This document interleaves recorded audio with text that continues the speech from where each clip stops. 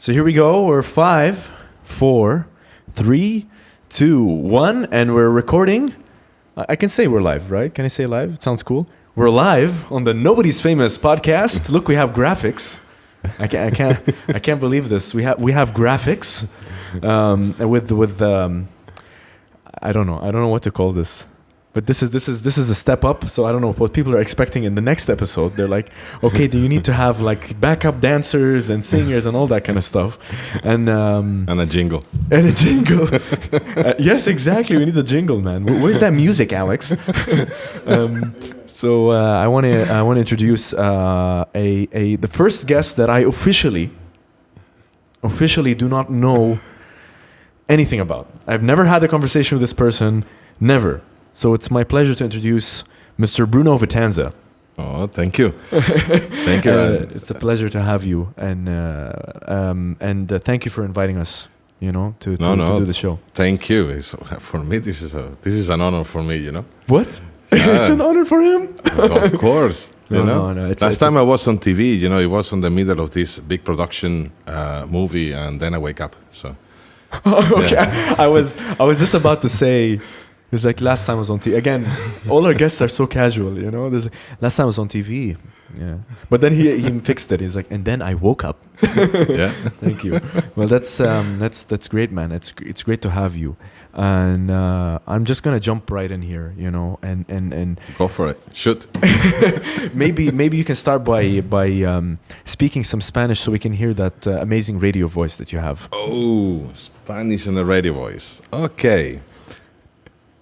Buenos días, estamos hoy en comunicación con nuestros amigos periodistas en la calle.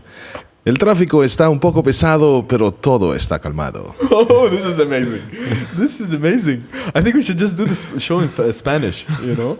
Everyone's like, you don't speak Spanish. Well, a little bit, but nothing to catch up with you. But that's amazing. That's amazing. I'm gonna ask for it again in the show, but that's amazing, Bruno. Yeah, I need to prepare something like proper.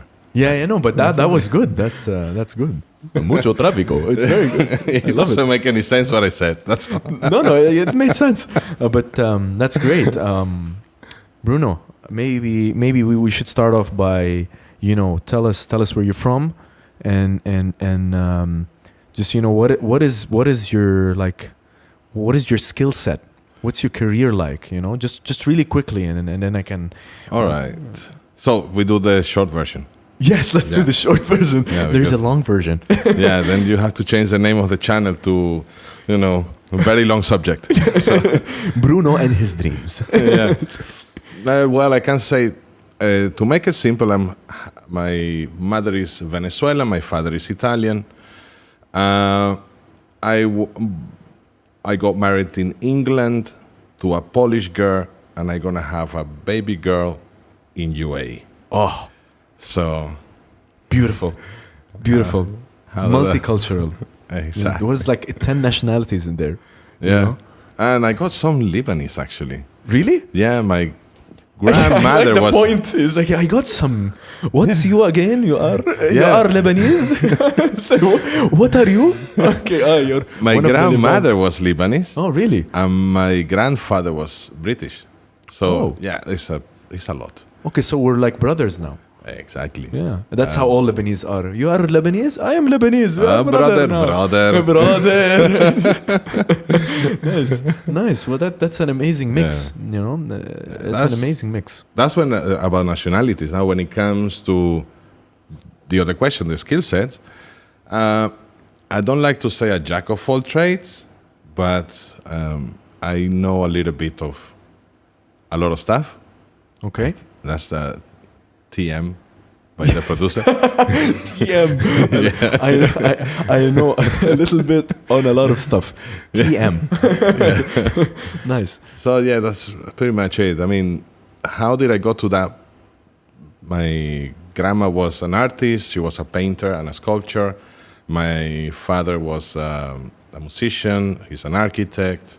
So everything was happening in my household. So my grandfather was a doctor, name it. So there was a lot of inputs in there. So I started as a musician. I started as a baby, but then as a musician.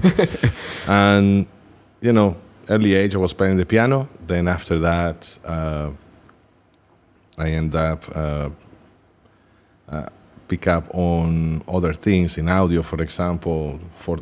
At the age of 14, I already knew I'm going to be sound engineer. That's it. At the age of 14, you knew? Oh, yeah. All it took, it was one concert. Really? Oh, yeah. And you were the one singing? Or No, you were watching? No, I was watching. Really? I went to see my favorite band back in Venezuela. And What was the band? it's Zapato Tres. Zapato Tres. Yeah. What, three It shoes? means, yeah, exactly. Why is there actually, three? it's not 3 shoes. It's the third shoe. The third shoe. Okay, Yes, sorry. Okay. something like that. But it doesn't like. No, why? it doesn't make sense in Spanish either. Okay. But yeah, I that have was- two and a third pair. This Exactly. one I throw. It's like, Yeah, what is the third pair? And we are back from commercials now. Yes, exactly. So Technical error. Okay. So I saw that band. I went to see that concert. It was my favorite band back then. It was rock and teenagers. So suddenly I'm in the middle of the concert. I'm enjoying that band, and I turn around and I see a shed. Something. Oh, you saw the front of house. Yeah, I didn't know that it's called front of house back then. Oh my God. I just saw like a cabana in the middle of the crowd, and I said, let me see what is going on in there. And I go and I look at this guy with a massive console full of lights. It was everything, like it's like a pilot flying. The control room. The Falcon. and he was dancing, jumping, and moving knobs, and I was like, oh, he's having fun. That's what I want to do. So actually, I researched a little bit of what his job role is, and someone told me, yes, he's a sound engineer. I was like, okay, that sounds like something I want to do. Research a little bit more, and that's it. I got hooked. And at the age of 14, I was already trying to get information about Berkeley in Boston. I think Yeah. it was Boston, yeah. The Berkeley Music Academy. Okay. I was trying to get information about that, and I got it, and that's it. This is where I'm going to go. And I took my decision, and that's it. What an amazing story. But I didn't went there. I went. I was like, I was about to like follow up question. Like I was right there, and he just shot me down. Yeah, exactly. It's like 50 years later. 50 years later, no, I didn't went there. No. Okay. I got that. Take me through it, man. Take me through it. I'm shot now. Let's go. When I saw the prices for that, finally, when I actually got the information, I was like, wow, that's a lot of dollars in there.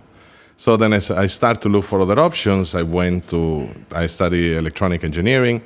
Then thinking I'm going to do a postgrad. Then I went to Mexico, did a course over there, came back to Caracas, got my engineering degree in audio. And then I went to Mexico again. Then I came back to Venezuela. And then it comes the time that I said, okay, it's time to leave Venezuela. And I did. I want to backtrack a bit because you went. There's a lot of stuff you went on, and I just want to go back to when you were 14. I just find it fascinating that at that age, and then you had this story where you saw this person, and you see him just with all, and you're like, this is what I want to do. Yeah. It just, like. It's insane. Like how is it's just amazing that you felt that, Yeah. in this scenario, and just a random concert, and you're 14 years old. Yeah. It's amazing that you knew what you wanted at that age. Well, I have to tell you that I always liked music and I always liked gadgets, as you already saw the other room. Basically, I started to work at the age of 11. At the age of 10, I went to learn some piano and keyboard with my neighbor. And at the age of 11, I was looking for a work. I wanted to play, and I actually got one. Now, how an 11-year-old ended up working is not exploitation. It was actually my dad. I went to him and I said, Dad, I want to buy a CD player. CD player back then, it was like... Yeah, that was a big deal, man. Yeah, I mean, no one had it. And there was like one in one shop, and I won it. And my dad went like, are you crazy? When you work and you get your own money, you can spend it on whatever you want. Okay, work, money, go for it. So I went to to a client of my dad. He built a hotel. I went to his client without my dad knowing. I went to him. Actually, the hotel was right behind the block behind my house. So I walked there. I'm 11. I'm 11 years old. Walked there and I told the owner. He knew who I am. I told the owner, I wanna work here. You have a restaurant and you need music for your restaurant. And what do you do? Well, I play the keyboard. And he's like, well, did you spoke with your dad? Yes. Okay. And he said yes. Yes. All right. Well, I guess I cannot say no. and then well, I'm okay. And then I came to my dad. I told him. My dad went ballistic. He's like, "What? You're 11? What is this?" And anyway, the whole year passed by while I was getting a permit, a government permit, and finally I got my permit that my mom signed. My dad didn't sign it. My mom signed it, and I had the people from the government. They were asking, "Are you sure you want to work? You are not being forced to this?" I said, "No, I want to work. I'm a musician. I want to play music." Okay, so they ask you. They don't go like you're young. You're too young to work. Yeah. They were having their doubts. I remember that. You are in this government building, and you have this very cleric woman, with all this paperwork next to her. He looks, and I'm like this height from the table. Like, this paper stack is taller than me. Yeah, exactly. And I'm like that, and my mom next to, she's with her arm crossed, and she's like, "What can I do? I mean, we already talked to him. That's what he wants to do." The artist wants to play. And the woman, this woman was like, "Are you sure?" "Yes." "And why you want to do it?" "I want to have my own money to spend on my own stuff." And I did. The perfect answer. Got the job, and 6 months later, I had my first CD. Wow. One CD. I didn't have the player, but I had my the CD. Okay. I remember I was having that CD looking, oh, wow, that looks so cool. It's like, I have vinyl. I wonder what it sounds like. Yes. I wonder. No, it doesn't sound. What was the song? What was the CD? It was Ilan Chester, the best of Ilan Chester. It's a Venezuelan piano player and keyboard player. He was, and composer as well. So I had the chance to meet him and everything. So I got a picture with him. So it was all nice. And wow, really? Yeah, I mean later on when I was older, not at that age, but no, I know, but still, you made it sound like because this is a movie, man. This is your life is a movie. Did you know that? Yeah. Did you ever look back and like, when are they gonna make my movie? The Vitanza, Okay. No, it's like a movie. Your life is like a movie. All we need now is you to get back on the keyboards and just start playing. Yeah, it's been a while since I played. So since I came to Dubai, actually, I haven't played. Actually, the last gig I did it with your producer. Really? Yeah, it wasn't a gig really. It was like a jam. Oh, really? Yeah.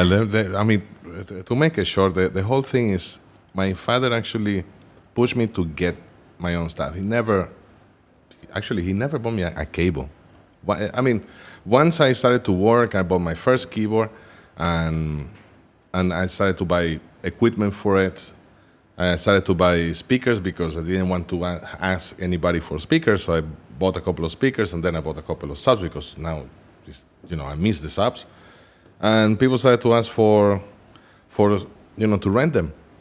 And that's how I started at the age of 14, 15. I started to make the money with rental. Oh, wow. That's amazing. That was one of the way things went. And it was pretty interesting, but my dad never bought me anything. He always encouraged me to have responsibility of what I spend my money.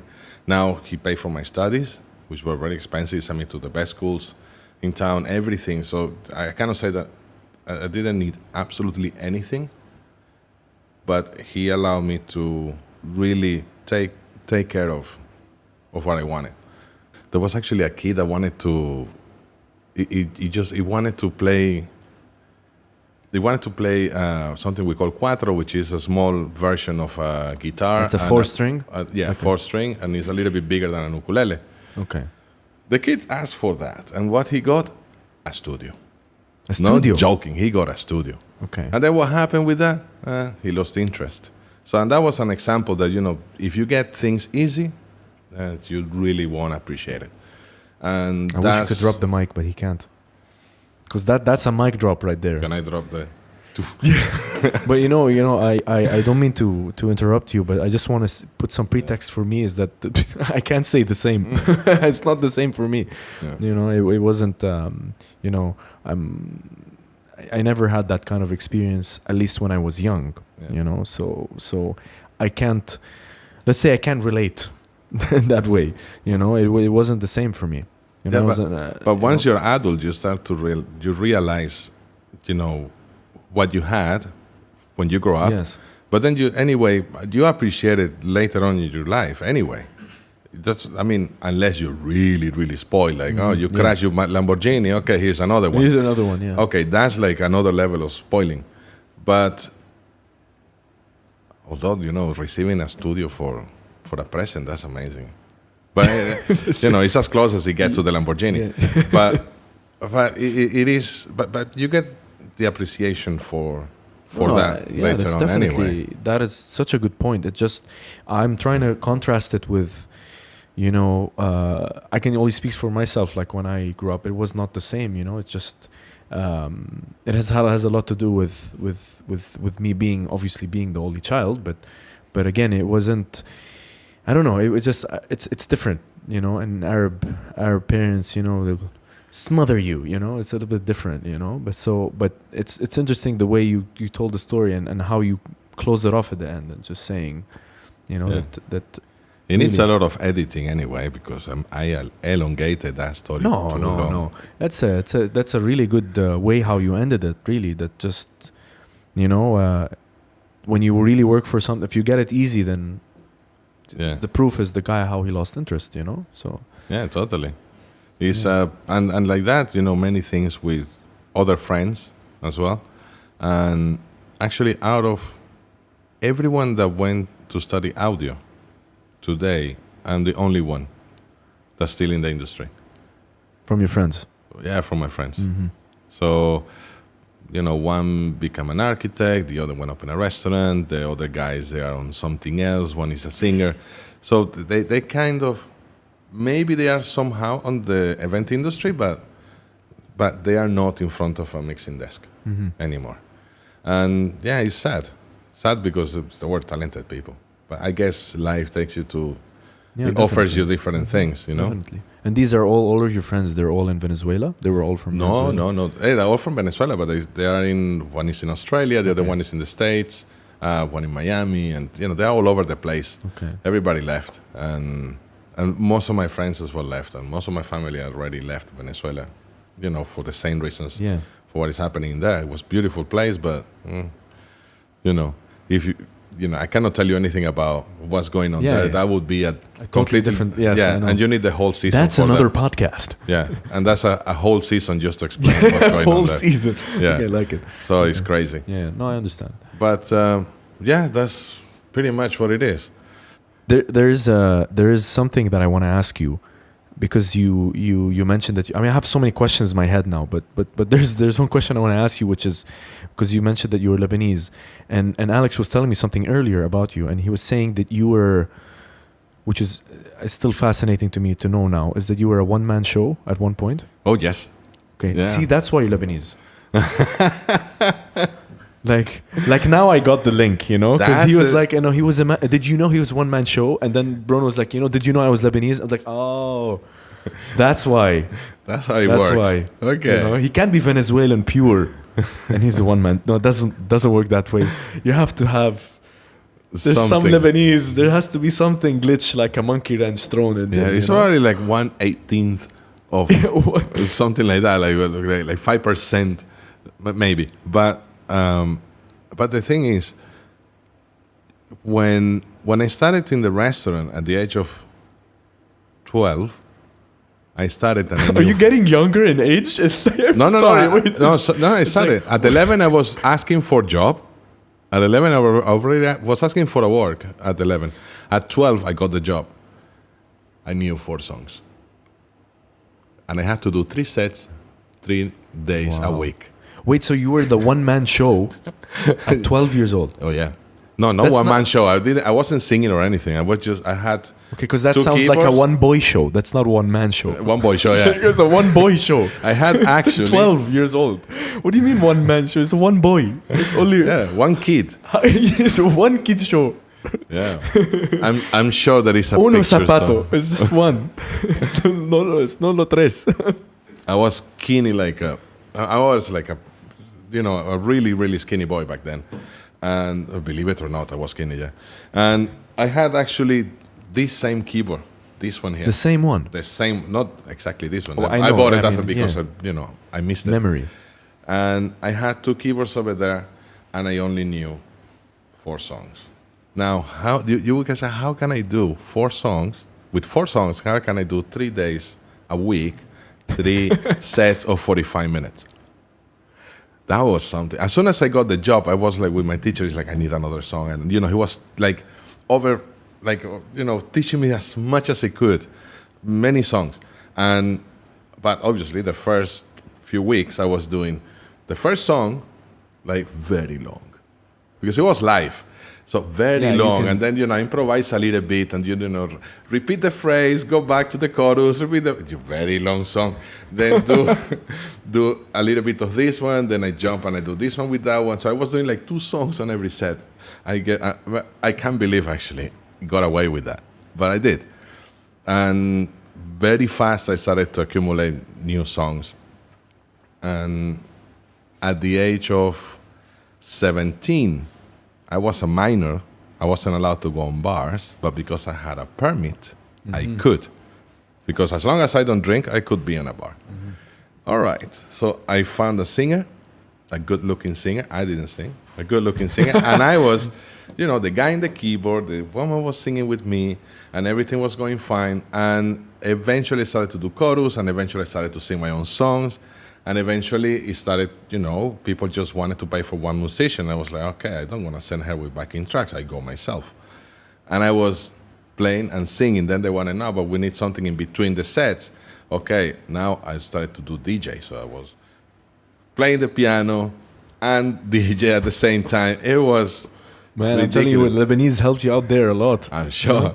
Multitasking in music. We can't multitask anything else. Just music and entertainment we can. But when I really actually did something about it is when I moved to Caracas, and I met my mentor and one of my best friends, and him and his brother, they were proper showman. They were actually doing the best weddings, the presidential weddings, all the weddings that you can imagine. They were show. Wow.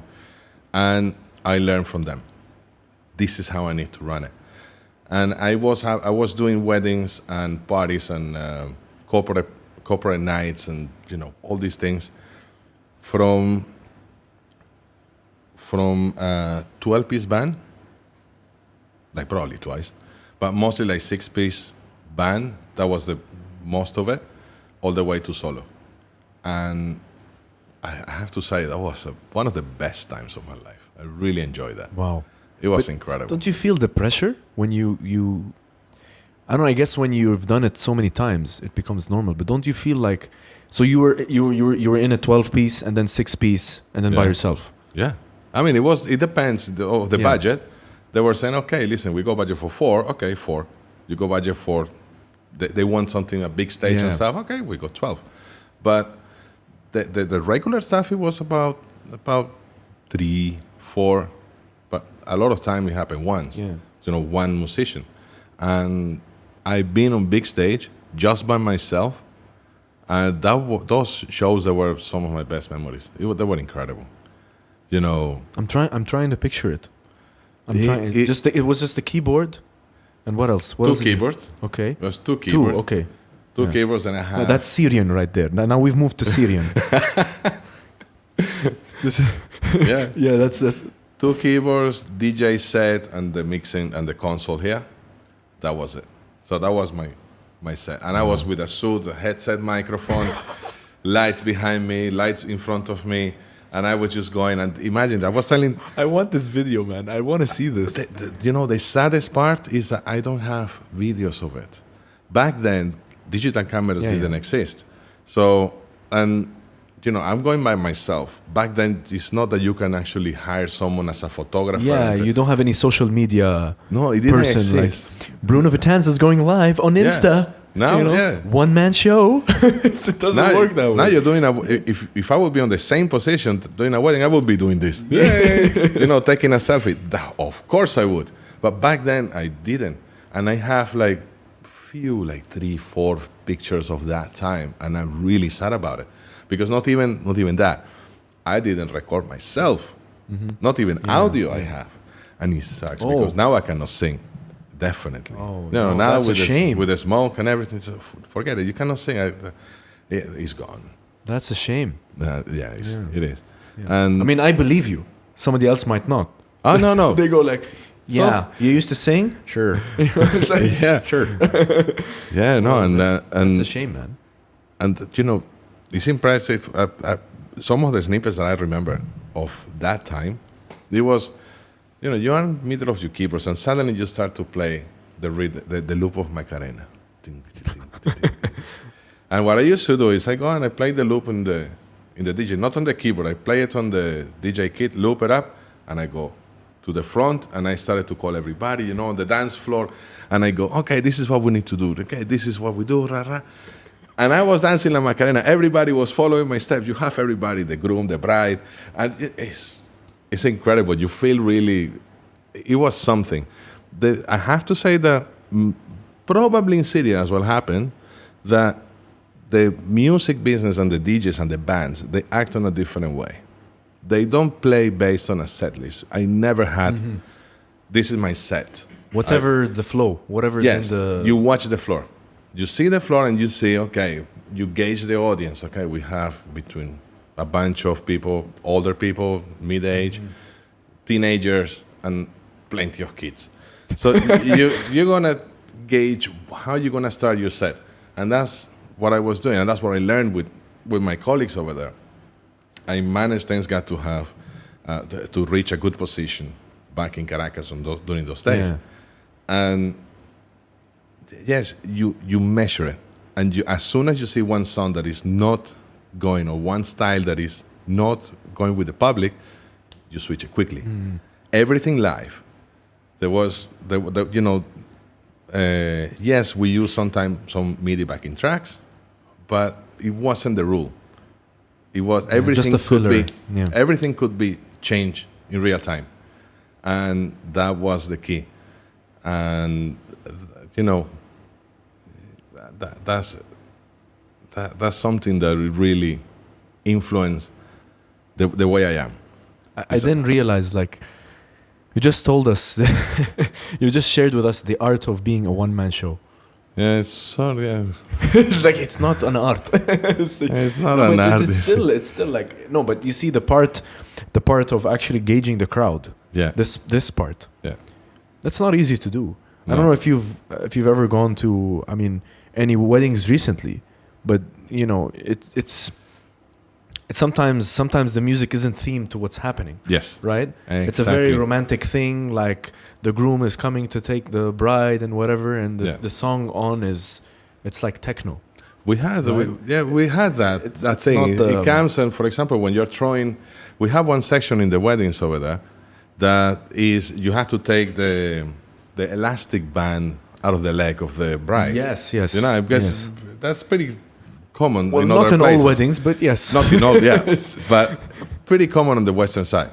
That you got that, and you have to throw the bouquet, and then for the men they have to throw the elastic. Yeah. They do the same thing like the bouquet, but they do it only with the elastic for the men. So what I noticed in other weddings outside Venezuela is that yes, it's just background music and someone on the microphone. Okay, everybody ready? Let's throw it. And they do that, and that's it. No. Back then I was playing Mission Impossible. Oh yeah. Yes, that's true. Yeah, you were actually making some suspense. Yeah. It was something, and then when the groom needs to take the elastic from the bride, you are playing "Leave Your Hat On." Da da da da da da. You go with something. You create an atmosphere of that, and in the music scene nowadays, there is not much of that. Now you have DJs, they go on a stage, they go on their own control surface, and they play the music they want. They play one style, or mostly one style. The type of DJ that I require most of the time in Venezuela is the ones that keep the people dancing the most. And this is, you're even talking about now, right? This is happening now. Yeah. Okay. It happened since I remember, and actually my mom and dad tell me about the same thing. So it is the same, and there are a lot of Venezuelan DJs that they are not EDM DJs, like famous, the famous DJs, but they are pretty popular. They're traveling a lot, doing what they do. And without going too much into the Venezuelan thing, yes, I miss that. I miss a musician and a DJ following the crowd, following the atmosphere, instead of, okay, I'm gonna play my set list and kalas, this is it. Yeah. Leave it. I not agree with that. You have to read the floor. You have to read the atmosphere. You have to read your crowd. Yeah, it makes for a better experience. Yeah. I understand that. I mean, it's just now it's come into a thing which is very, let's say, cookie cutter. You know, just whatever works, we go with it. You know. So no, I understand. Yeah, it changed a lot. Oh, hello. So cute. Yeah, that's Katy. Yes, hello. So cute. Yeah. So I wanna flip the discussion a bit. Now Right. I know Go we for it. went very deep into the Venezuelan wedding scene. You know, Yeah, we went and very deep in that. But yeah, you're probably gonna put in the logo. Nobody famous podcast. Very long subject. Episode. I don't know, but yeah, it's now the triple episode. It's a double bill. But do the edit version. If you want to hear all the other stuff that Bruno is talking about, blah blah, all the blah blah blah, click here. A separate episode. Yeah. So since you mentioned the name, I want to ask you, what do you think of the name Nobody's Famous? Love it. Love it. As soon as Alex told me about the name, I was like, man, you nailed it. That's fun. That's awesome. It is. It's awesome. Usually, you know, it would be, I don't know, would be something, the famous people with Ali usually do something like that, but that name, perfect. It opened doors to people like me that no one knows. You know? the long lost artist of Venezuela. Yeah, no, that's super. Well, you started off as an artist, you know. Yeah. That's the thing, and I mean, that's what we kind of tried to do with the name is it doesn't really matter who's on the show. You know, it doesn't really matter, and it doesn't have to matter. You know, that's kind of the thing. And we just ask to know, like, you know, what is the first thing that comes to your mind, you know, when you think of it. Yeah, no, it's perfect. It's perfect. You know, simple. Yeah, Simple. maybe you need the long version edition, like extra bit. Okay, I want to ask you, Bruno.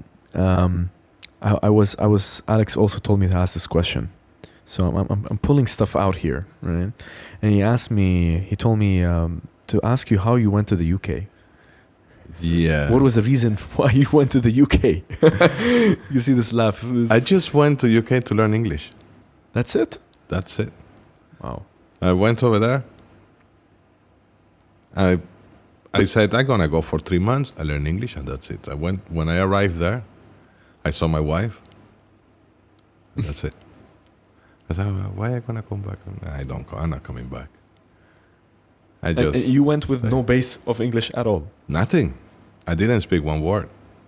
Well, yes and no. That's it. And I wasn't sure what I'm answering to. So it was risky. Oh, that is pretty risky. You don't know what you're answering to. Yeah. Oh my God. Are you here for England for tourism? No.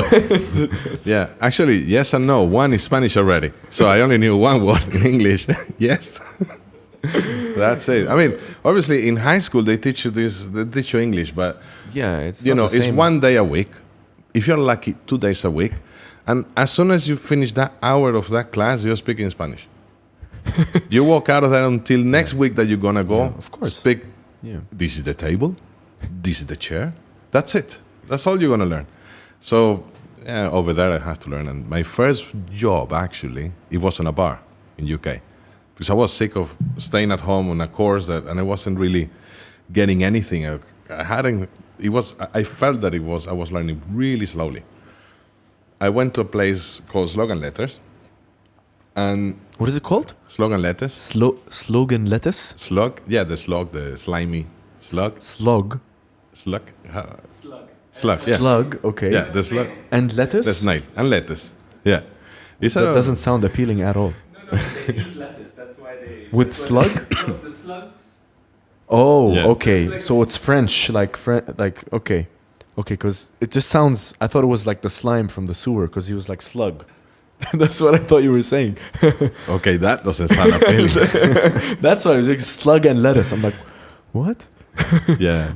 Okay. So it was that place, and there was one in where I was. I arrived to my auntie's house, and there was one place. I had to just walk a little bit, and on my form, they were looking for staff, and I went with my really basic English. I mean, my English is still rubbish, but you know, back then it was really, really bad. It was the bottom. Anyway, I go and I fill in the form, and the last question is, why do you want to work in Slogan Letters? And I said, I just want to learn English. And, you know, I submitted, and then they told me to wait 2 minutes. I sat with the manager of the bar. He read it, and I said, I like your honest answer over here. Well, everybody here is British. You're going to learn English. Welcome. You start on Monday. Oh wow. I was like, wow, that was good. That was quick. And that's it. Yeah. Wow. I just like how the way you're getting jobs, man. Yeah. Just, you have to open a recruitment agency. You No. really do. You know. Actually, there was... It really does. I swear. My father always said, knocking doesn't mean that you have to enter, but you have to knock. You have to ask. You know? If you don't ask, you don't gonna know. They might say yes, they might say no. If they say no, okay, nothing happened. It's like you didn't ask. Yeah. But what if they say yes? What if someone's like either your idea, likes you, likes your service, likes whatever, anything. So ask. Things happen when you ask. Yeah. That's your next career move, man. You're opening a recruitment agency. You know. I'm telling you, man. I'm telling you. You just open. That's the next thing you should do. You know. Vitanza recruitment. Hi. I got a job at 11. All I did was ask. You know. Yeah. That's your slogan right there, man. You know? Yeah, no, it's nah, that won't go anywhere. No, but I like the simplicity of it. You know. Yeah. Like when Is the way you that the explain. story that you were that you said? Yeah, that one. Yeah. No, because there is another story on the ground, but that would be for another season. No, that's that's a book on itself. Yeah, Well, amazing. But still, like I just like this. I like the very straightforward approach that you have to things, especially with finding just you want to do something and that's what you did. You know. Yeah. It's just very different.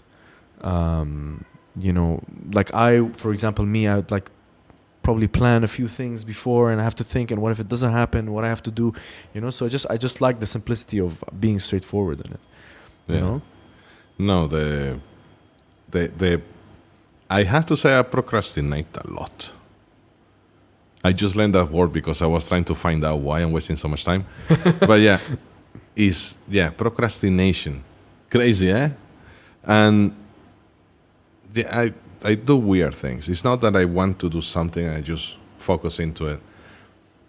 I have, over there, I have a folder with, every time I have an idea or I have a dream with something, a gadget or anything, I wake up, sketch it out, put everything that I just, or whenever I had that idea, I do it.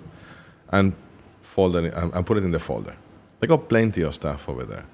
And one of the main problem is that the day has 24 hours.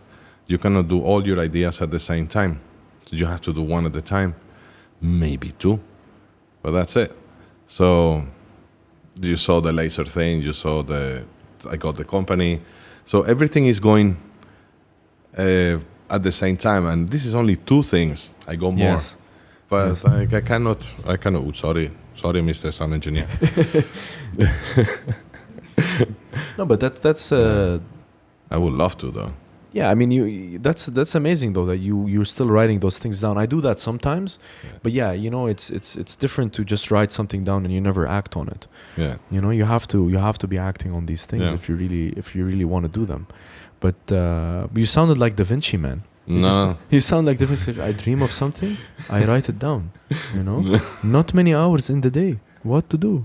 You know, I need to build that plane. I need to build. It's just thinking. You know, but that's good. You have to keep your brain moving. You know. It is, and one of the things to keep your brain moving is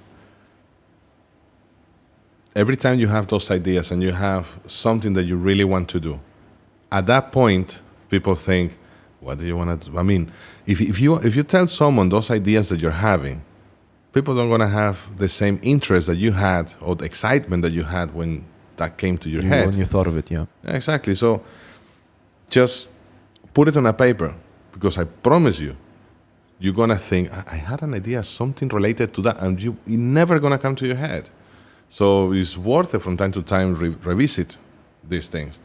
The company that I have now, the name of it, I just thought about the name. I wasn't sure what I'm gonna do with it, but I just thought about the name and I bought the domain.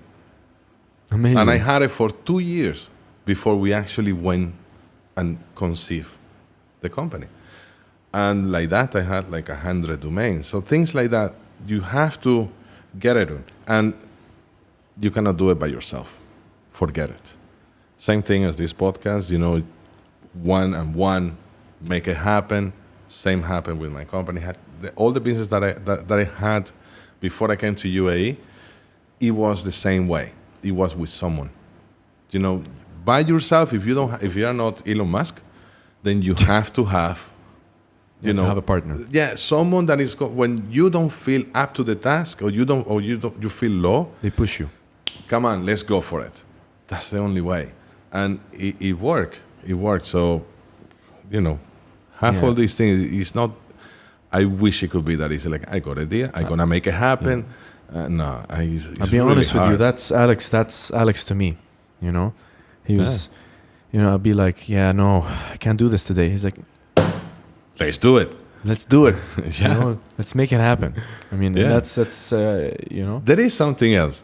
I think I was talking to Alex about it. It was, you think that something is difficult is because you haven't done it.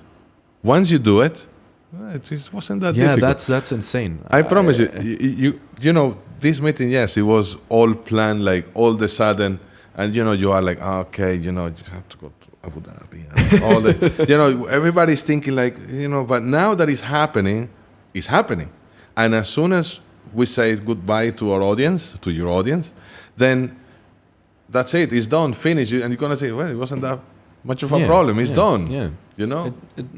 Everything seems impossible until you do it. Yes. Yeah. And by the time you finish doing something, even that you don't know what you're doing, you learn something. Use it. It's like, it's part of what you need to do. Yeah, you learn something. You learn something. Thank you. Now I need to do that in all the other shows. Thank you. You set the bar now. You just set the bar. People are expecting what's happening, you know? Now we have to take a TV with us. Yes. Where can we go? We have all this stuff and I got a projector. I'm not using it. You can use that one. bring more equipment. No, that's good. Shut me with something else, because if I keep rolling on the same subject, I know. oh, we're gonna end up on. Here's another question, and this is one of the second standard question that we usually ask our guests, and it's related to the show. And you're an artist yourself, by the way, which is amazing. Who, in your opinion, okay, is the most underrated artist out there? And it doesn't have to be music. Can be anything. Anything. And in your opinion, you know? I can tell you how many overrated are there. Yeah, we can That's- we can go days for that. Yeah, that's the easiest one. The overrated ones. I don't want to sound, towards my family, but I would say my cousin, Claudio Corona. Man, Really? that guy is a star. He is the type that it's not because he's my cousin, not because of that. I swear to God, it's not because of that. No, that's the only person. I was actually, he sent me some songs, and I was driving one day from Abu Dhabi to Dubai. And he sent me one of the songs that he keeps recording. And I put it in the car, and he put me on a mood, and I called him straight to it, and I said, dude, you are amazing. Seriously, you are incredible. He got an amazing range voice, and the music industry is broken. I have to say. And this is not just my cousin, it's plenty of people that is underrated, that is just flying under the radar. Is not they haven't been discovered, not because they're not good. It's because they have no exposure. Yeah. 2 days ago, I was on a gathering for the industry, pre-season industry. It came into the conversation that they said that they have to, their label, they have to pay to have their music on rotation in the radio. So the artist needs to put the money in to play in the radio. There's something wrong about it. It should be what the audience wants to hear. If a song is on the chart for 3 weeks in a row, no, it's not because they paid for it. Yeah, because the record label, okay, I think this is catchy, let's keep putting money into it. No, it's because the people is demanding the music. That's why I see that all these streaming services are doing well, because they play what you want. You want to hear, it's You on wanna demand. It's on demand. You want to hear that, but even then, what they don't have, all these music services, what they don't have is that they rotate fresh music based on likelihood, based on how many likes the audience have. It seems like it's not there. You have Deezer, iTunes Music, Spotify, SoundCloud. So there are not many, but the ones that are there, if you check these bands that they're not very famous, but you like them, check and you can see that they are not on all 4 sites. They're not there. And it's not, and it shouldn't be. Anyway, too long. It's broken. The music is broken. This My is good. cousin. This is good. This is a very great answer, because you gave us an answer, but then you explained some these points which we're trying to it's kind of the message of the show in a way, where we're showing that there's a lot of people out there, right? They're not famous, but they're just super good. Yeah. I mean, this is the thing. Is I don't want to sound too cliche, because it's a typical thing people say. Oh these people are so good, but they're not famous. They don't make it. Whatever. That's true. Yeah. But also, it's important to say that, and it's important to say the things that you said, is that you have these platforms that people can use. Just put your music out there. Yeah. And at the beginning, especially when you're not, you're not exposed that much, you should just be telling everyone about. All your friends, they'll tell some friends. I mean, just the basic stuff, at least. The least thing that you can do. No, but the thing with having only the demographic of your friends is so minuscule compared with what you need to reach. Of course. So it's not. I mean, if you have a streaming services that allows you to place your music, one track or one full album, into their system. Being a single artist, I mean, you can be just yourself, put your music on, and let the people rate it. And if it's well rated, it starts to rotate. If it's nobody likes it, then disappears from the rotation. But it's still on the catalog. It's someone that has a crush on you can go and Google you and say, okay, the music is there. But I'm surprised that there are even albums that have been signed by record labels. They are not on all 4 sites. So unless the artist put from their pocket. You know, all these struggling artists, they don't put from their pocket, they don't put money from their pocket. I don't know if you heard this thing about artists that they have to pay to open acts in concerts. You know, usually what happens with the opening acts is that the opening acts is supposed to be to support the local bands. So you have, I don't know, an international, you have Shakira, and then, okay, let's have a talent from the town to open for Shakira. That was the whole thing, to help the local talent. What has been happening now, and I'm sure Google it, is that now bands, they need to pay to be on stage. And that's wrong. You know, the whole industry is broken in a way. And people still saying that, yeah, piracy, and yeah, but you know, they saw it coming.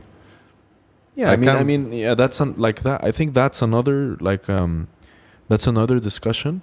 Yeah. But well, piracy comes into play when somebody like you really want the music, you know, Yeah. that you really want it. But I think piracy used to be more like in music used to be more rampant before, you know, like before you it's would not just like get now. the music. Now you have streaming service. You're Yes. like, okay, I'll pay $10 a month. I'll have access to I everything. always said that people is willing to pay.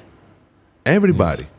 If everybody's the service is good, you know, Yeah. you get access to everything. you have access, everybody. I mean, now a lot of people that I know, even back home where, you know, income is limited. Yes, you have people with Netflix. You have people with Netflix, HBO, Showtime, and they have all these different services, streaming services, Spotify. But the problem now is because they are not on, your favorite artists are not on all these major streaming services. You have two options. Either you pay for one that has everything, which at the moment doesn't exist, or you pay for all of them, and you're going to end up paying more than what you pay for your internet and TV service. Yes, that's too much. So, yes, as you said before, it didn't exist, and people was pirating music. But now you have an option. But when my argument is that if you are paying for the music like you do in iTunes, and they give you a compressed file like what's the name of the AAC? AAC, Yeah, so they give an AAC, which is compressed. It's another name for MP3. That's sorry. Yeah, I never It's- got this AAC. AAC. Yeah, That's why it comes out with no name, right? They removed the DRM, the protection thing. They remove it. They realize that it doesn't make sense. It doesn't really help them. That was the thing. But it is compressed music. You still, if you look at the album price and then you go to Amazon and look for the real album, it is the same price. Why I'm getting something that is more compressed, a digital file, when with the same money I can buy a full album that have a booklet, you know. It's a physical. You have it, and it's a memory, and it's the highest quality you can get. So I didn't know that. Yeah, It's and compressed. I didn't know that because I don't. Yeah, I don't. it use is compressed, and iTunes anymore. It's no. I mean, I only use iTunes. I use iTunes for the interface. You know, it's to play the music. yeah. But that's it. You won't download the music. Yeah. I stopped buying from them. I buy on other places. I buy FLAC, ALAC. I buy already uncompressed music. And Jesus, that was out of the question. Like, Yeah. It's man, that's a full-on tangent. I end up in Mars. Yes. You know, I'm supposed to go to Sharjah. I end up in Mars. That's a full we're going. You know, Yeah, sorry, man. you're underrated artist. You know the music industry, it's broken. It's broken. You know the compressed file. Yeah, that's. Oh my God. My cousin? No, it's nothing to do with that. It's like completely out. Yeah. We've just talked about so many things. It's insane. I really like we jumped everywhere, which is cool. And you had your little rant there on the music industry. Yeah. Which is, I'm sorry, man. no, it's one of the things why we have the show. It's great. Maybe I should ask you, Bruno. Like, okay, you've been an artist. You've worked for the better part of your life. You know, Yeah. you're into so many things now. You have your own company, you know, like maybe the right question for you is like, what are you gonna do next? You know, like there's so many things that you've done already, but what's like, are you really gonna go to Mars now? Like, what's the next step for you, man? So, yeah, I dream a lot, and I wake up a lot. No, but I think Bruno, that is just something. It's really good to hear that, because you're so full of life. You're really so full of life, and then that's sometimes, you know, for people who are, let's say, they're struggling, they don't know what they want to do, or they're a bit lost. Sometimes it's good to hear.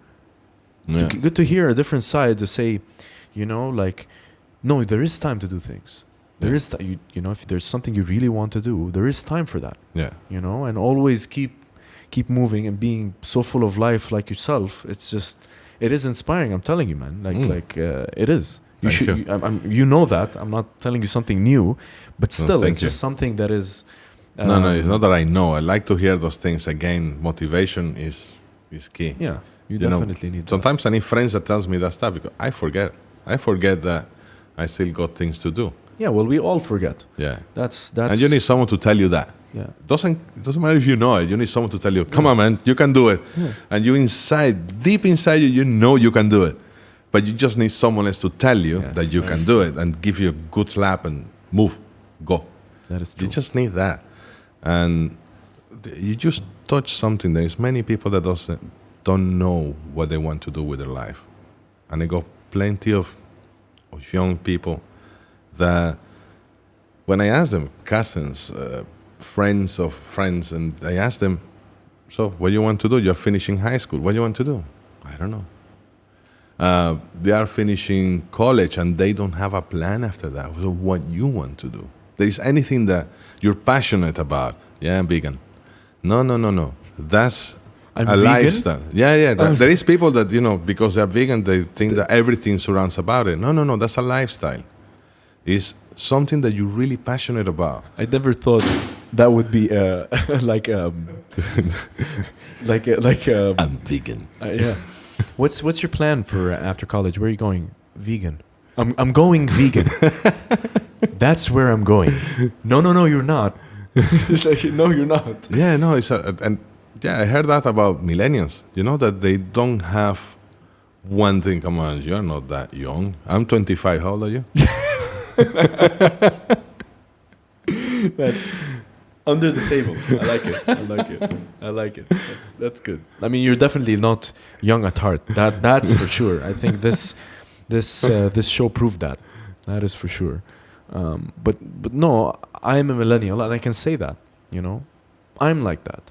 You know, I was lost I'm still lost. You know, for the better part of my life, I still am lost. You know, but see, the thing is, the difference is I would try to do, like, I'll try to make do with what I have, and I try not to worry about, like, I worry a lot, but I go like, okay, something will come, you know, something will happen. I'll make do with what I have. But it's true, and I can say that at least for myself, that millennials lost. They're lost, you know. There is something. And not only millennials, I mean, even before that, even some people of my time, they had the same thing. They didn't have the one true passion. They want to study law because their parents were lawyers. They want to be doctors because their parents were doctors, blah, blah, blah. The same, you know, they follow the family tradition. Or they work in the family factory or whatever. Yeah. Well, that's not bad if you're following the industry. But when it comes to something that is passionate, because probably you haven't found what you're good at. And this is something, I mean, what you're doing now is awesome. I mean, yeah, I'm your 21st subscriber. Yeah, that's what I am. I am your 21st subscriber. I am. I saw it. It went from 20 to 21st. I clicked. I am. But when you reach the first 10,000 or the first 100,000, and you start to realize that this channel it gives you power. A power to transmit something that you want to transmit. And you receive that nice YouTube logo. Yes. Yes. And okay, you have it with nobody's famous. It's there. It's yours. You're gonna put it in the top of your, maybe on the ceiling. If you, when you go to sleep, you're gonna see it, and it's gonna. That is. Be horrible if it fell on my face, though, right? So I'll put a picture up there. I'll put a picture. That happened the first time I was sleeping in here. I was afraid that thing collapses. I put it. So I was really worried about. But yeah, hopefully no. But yeah, what I'm saying is the excitement of what is happening, it might be the thing that you need to really realize I'm good at this. And you're good interviewer. I mean, having a conversation with you, I never thought that I'm gonna be talking that much. No, I talk much, but I never thought I'm gonna feel so relaxed having this conversation. And that has to do because of you. So I guess it's exploring for everybody. You know, they don't know what they want to do. It's because they haven't felt that yet. I wasn't sure until I actually saw that guy. Yes. Mixing on that console, and I was like, yeah. I mean, he's having the time of his life. I want to do that. And yeah, that's when I nailed it, and it didn't change. You're still doing it. Yes, exactly. So you pursued it. I would say go for it. But as soon as you feel it, go for it. And you're on the right track. This is it. Nobody's famous. I love it. Nobody's famous. Yeah. Is that how it's pronounced, no? Yes. Yeah. I love it, man. Nadie es famoso. Nadie es famoso. No, it's awesome. Bruno Vitanza. Throw me another question just in case you want to remove something from the other one, because I talk too much on the other stuff. No, I think we can end it with. I mean, I guess the question is, you know, how do you find it so easy to be able to be around people and just make them laugh? Okay, that is 100% Venezuelan. Maybe a little bit Lebanese. Yeah, I'm but sure it's 100% you have to give us some credit. Okay, 99% Venezuelan. Yeah, just give us one. We are happy with one. You know, we will take the one and we will, you know. There is one thing about Venezuelans, and probably is the result of what they are living now. We are living now. Is when things are going bad, you make the best out of it. I knew exactly you were gonna say that. You go and people is laughing. You know, they are queuing. You know, to get money out of the cash point, and the queue goes 3 blocks, and they are from 4 a.m. Yeah, you ask them, so how is it? Well, I just saw a dog, scratching or licking himself here. It was fun. It is pretty. It is. Everything is a joke over there. No, it's a joke. They make a joke of everything. Yes. Yeah. So yeah, it's pretty serious. But yeah, everybody's happy. And actually, there was, I think it's in Wikipedia, when they talk about Venezuela, I was just for curiosity to see what they say over there. And I think we ranked into some of the happiest people in the index. And I was like, okay, yeah, it's not happening that anymore. I mean, they are losing that. Some of my friends told me they've been there. They said that, no, these people is not that happy as used to. But yeah, I grew up with that. Everything is a joke. You're doing something stupid, you're making a joke about it. We don't have bullying. We have something called chalequeo, which is they just don't gonna let it go. For example, let's say that one day you were changing a bulb and your pants drops in the middle of at school, At school, your pants drop and everybody saw your underwear. They don't gonna bully you for that. They just don't gonna let it go. Every time they have the chance, they're gonna remember, hey, did you brought the same underwear? It's gonna be like that. They don't let it go. And not only the person that was on the steps changing the bulb, they are fine with it. Yeah.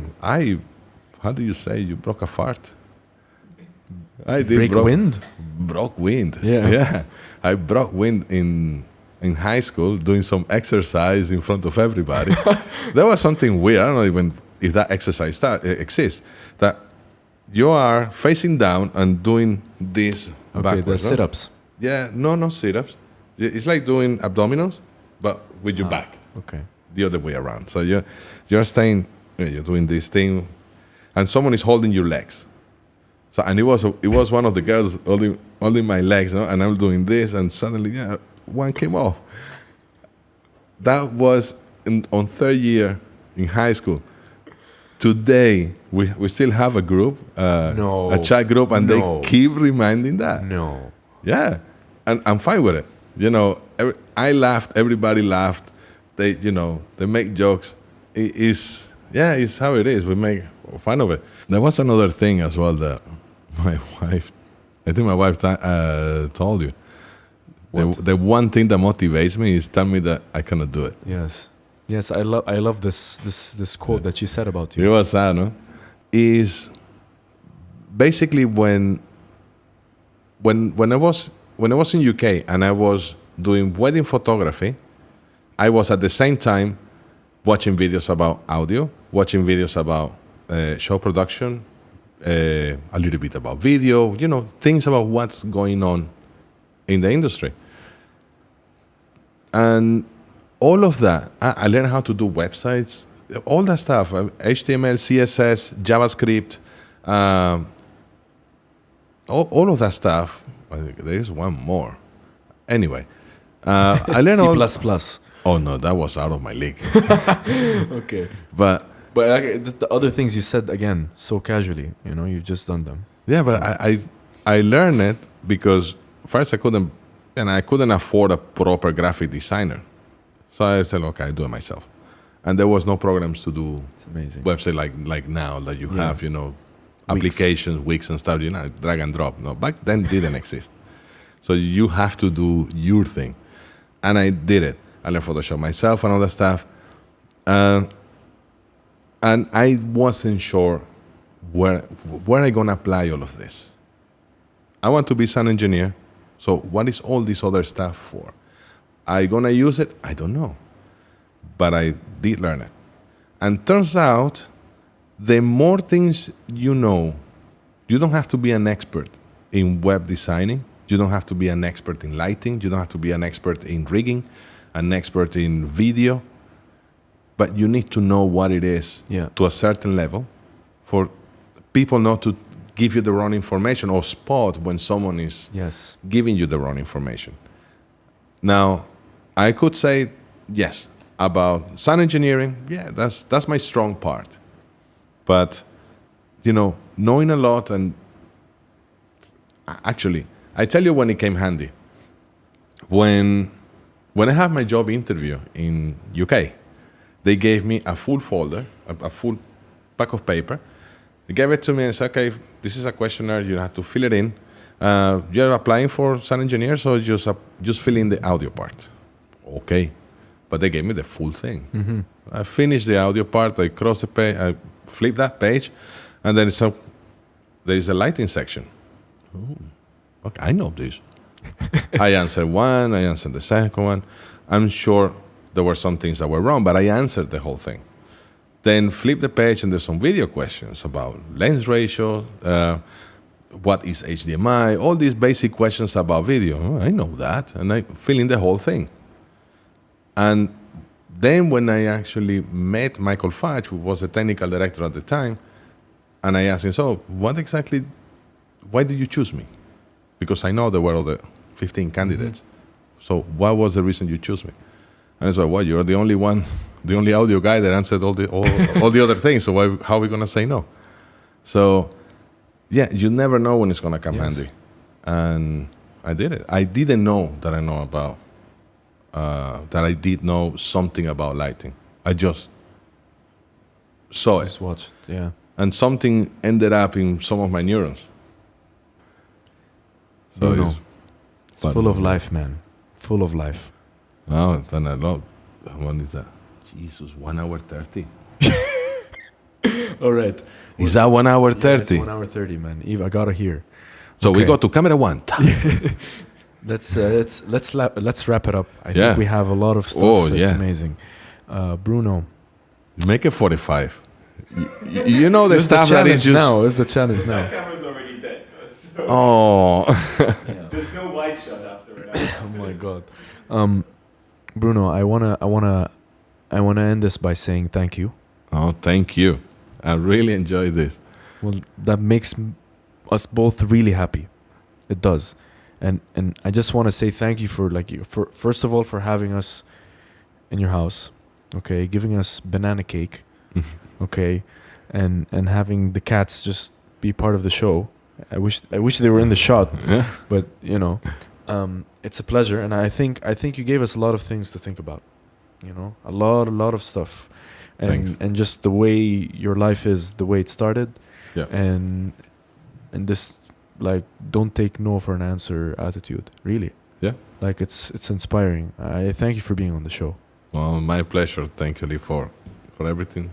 Alex, Ali. Thank you. Yeah. So I'll sign off for us, Alex. Sign off. Yeah. Okay. So guys, thank you for tuning in to the Nobody's Famous podcast. It's a pleasure to have you. You can always watch this on YouTube. Don't forget to subscribe, and you can always listen to us on SoundCloud and Stitcher. And stay tuned to the Nobody's Famous podcast. Thank you, guys. Thank you. Ay, Dios mío.